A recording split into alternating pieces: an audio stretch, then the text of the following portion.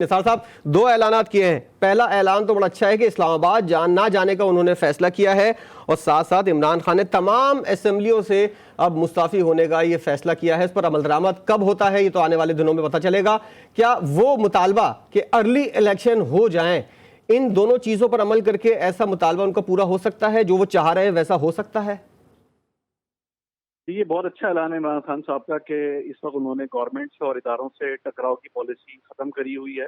اور وہ محاذ آرائی نہیں چاہتے، اسی لیے انہوں نے پنڈی میں اپنا جلسہ کیا اور کوشش کری ہے کہ کسی مزید کنفرنٹیشن کا شکار نہ ہو، اور اگر وہ اسلام آباد جاتے تو وفاق کے اندر بے انتہا مسائل ہوتے، اس میں رینجر پولیس یا اور دیگر اداروں کے ساتھ عوام متبھیڑ کرتی، تو یہ ایک اچھا وائز ڈیسیژن ہے خان صاحب کا۔ اور دوسری جانب انہوں نے جو اسمبلیوں سے صوبائی اسمبلیوں سے مستعفی ہونے کا فیصلہ کیا ہے وہ بہت تاخیر سے کیا ہے، اور اگر وہ ارلی الیکشن چاہتے تھے تو ان کو یہ پہلے کر لینا چاہیے تھا، اور یہ ایک ایسا فیصلہ ہے جس کے بعد ملک میں ایک نیا سیاسی بحران کھڑا ہوگا، اور لگتا یہ ہے کہ حکومت کو مجبور ہونا پڑے گا کہ وہ جلد انتخابات کی طرف جائے، جس کے لیے شاید حکومت بھی آمادہ نہیں ہے، نہ اس کی اتحادی جماعتیں آمادہ ہیں، اور حکومت اور اتحادی جماعتوں کی خواہش تھی کہ 2023 کے آخر یا 2024 کے اندر انتخابات کی طرف جائیں، یعنی جتنا طول کھینچیں تاکہ عمران خان کے ساتھ جو اس وقت ایک پاپولیرٹی ویو اس کو سپورٹ کر رہی ہے وہ اس حکومت اس پریشر سے نکل آ سکے۔ لیکن عمران خان صاحب نے بہرحال ایک اہم آج پتا پھینکا ہے، اور انہوں نے تمام صوبائی اسمبلیوں سے استعفیٰ دینے کا اعلان کیا ہے۔ اب وہ اسمبلی تحلیل ہوتی ہیں نہیں ہوتی، گورنر ان کی ایڈوائس پہ سائن کرتا ہے نہیں کرتا، لیکن بہرحال ایک بڑا بحران پاکستان میں سیاسی بحران جنم لے گا۔ پنجاب اسمبلی میں پی ٹی آئی کے پاس ایک بڑی اکثریت ہے، اسی طریقے سے خیبر پختونخوا کی اسمبلی میں ان کے پاس اکثریت ہے، اسی طریقے سے کشمیر کے اندر ان کے پاس اکثریت ہے، جی بی کے اندر ان کے پاس اکثریت ہے، سندھ کے اندر ایک بڑی اپوزیشن کی صورت میں وہ موجود ہیں، اسی طریقے سے بلوچستان میں ان کے پاس اچھے نمبر ہیں، یعنی قومی جماعت کے طور پہ پاکستان تحریک انصاف ایک بڑی جماعت ہے۔ قومی اسمبلی سے وہ ویسے ہی استعفیٰ دے چکی ہے، تو صوبائی اسمبلی سے اس کے استعفے دینے کے بعد حکومت کے لیے اس اپنے حکومتی عمل کو آگے بڑھانا انتہائی دشوار ہوگا، اور اس وقت جبکہ پاکستان ایک معاشی بحران کا بھی شکار ہے، تو لگتا یہ کہ اس اگلے فوری انتخابات کے سے ہٹ کر پاکستان کی موجودہ حکومت کے پاس کوئی ایسا آپشن نہیں ہے کہ وہ اس سے نپٹ سکیں۔ جبکہ دوسری جانب آپ نے دیکھا تھا کہ کل رانا ثنا نے بھی یہ کہا تھا کہ وہ جلد پنجاب حکومت گرا دیں گے، تو شاید ان کا یہ خواب بھی وفاق کا پورا نہ ہو پائے، اور انہوں نے جو اعلان کیا ہے اس سے ان کو مشکلات ہوں گی۔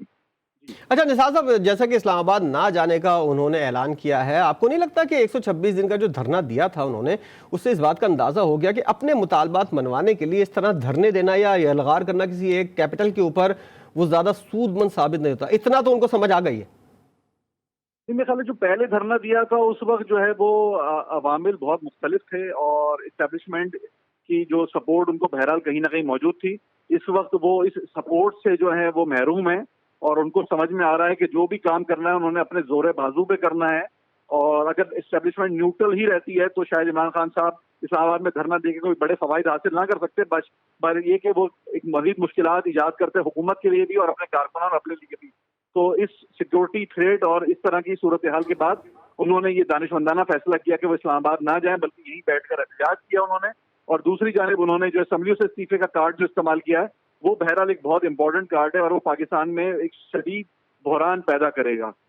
اور نثار صاحب، جیسا کہ آج کا خطاب تھا کافی طویل خطاب تھا، اور ایسا خطاب عمران خان صاحب کرتے نہیں ہیں، آج کافی طویل خطاب ہوا، کیا میسج جو وہ دینا چاہتے تھے اپنے لوگوں کو، کارکنان کو اور پورے پاکستان کو، وہ میسج وہ دے پائے ہیں آج کے خطاب میں؟ جی وہ تو ان کے خطاب آپ کو پتا ہے کہ وہ تواتر کے ساتھ ریپیٹیشن ہی ہے، وہی باتیں انہوں نے جو پرانے ہوئی ہیں وہی دہرائی ہیں، اسی میں انہوں نے شہباز گل والے موضوعات کا بھی ذکر کیا ہے، ارشد شریف کا بھی ذکر کیا ہے، وہ بہت موضوعات وہ انہی موضوعات پہ گفتگو کرتے رہے۔ آج کی جو نئی بات ہے جسے ہم بول سکتے ہیں کہ آج کی بات جو اہم ہے وہ یہ کہ اسمبلیوں سے استعفے کا اعلان، اور وہی اعلان جو ہے وہ حکومت کے لیے بھی جو ہے وہ مطلب وہ بھی شاید اس کے لیے آمادہ نہیں تھی، اور ہم بھی آمادہ نہیں تھے کہ ایسا اعلان وہ کر سکتے، لیکن انہوں نے جو ہے وہ ایک بڑا سیاسی پتا پھینک دیا ہے، اور اب حکمراں جماعت اور حکمراں اتحاد کے لیے بہرحال مشکل ایجاد کر دی انہوں نے، اور یہ ان کے لیے شاید جو ہے وہ متوقع نہیں تھی۔ اور بات چیت کا جو دروازے ہوتے ہیں وہ بھی ایک طرف جانب کھلے ہوئے ہیں اور دوسری جانب اس طرح کے بیانات آ رہے ہیں، تو آپ کو لگتا ہے کہ ایسی صورتحال میں، ایسی فضا کے اندر بات چیت کرنا آسان ہوگا یا مشکل؟ सियासी अमल में बातचीत तो जारी रहती है, चाहे बदतरीन सूरत हाल ही क्यों ना हो। तो ये बातचीत तो मेरे ख्याल से उनकी, इन लोगों की जो इमरान खान साहब की पार्टी है, उनकी एस्टेब्लिशमेंट से भी राब्ते जारी हैं, और हो सकता है हुकूमत से भी राब्ते हों, और राब्ते करने भी चाहिए हुक्मरानों के साथ, ताकि मामला हल हो सके। और अर्ली इलेक्शन के जरिए पाकिस्तान के अंदर जो ये सियासी बहरान है, जो कि अब माशी बहरान की सूरत इख्तियार कर चुका है, उसको हल होना चाहिए। इस वक्त पाकिस्तान के अवाम मुश्किलात का शिकार हैं, पाकिस्तान के ताजिर मुश्किलात का शिकार हैं, पाकिस्तान एक शदीद बहरानी कैफियत से गुजर रहा है। सियासी क़यादत को इस वक्त समझदारी का मुजाहरा करना चाहिए, और चाहिए कि मिल बैठें, सर जोड़ें, और इस मुल्क को इस मुश्किल से निकालें कि जो दुनिया का एक बाइस्तात तरीन मुल्क है, वो इस वक्त इंतहाई मुश्किल माशी सूरत हाल का शिकार हो चुका है। तो इसलिए पाकिस्तान को डिस्टेबलाइज ना किया जाए, बल्कि पाकिस्तान को इस्तेकाम की राह पे चढ़ाने के लिए सियासी जमातों को, इस्टेब्लिशमेंट को, सबको सर जोड़ के अपना एक किरदार अदा करना पड़ेगा, ताकि इस वतन अजीज को इस मुश्किल से हम निकाल सकें।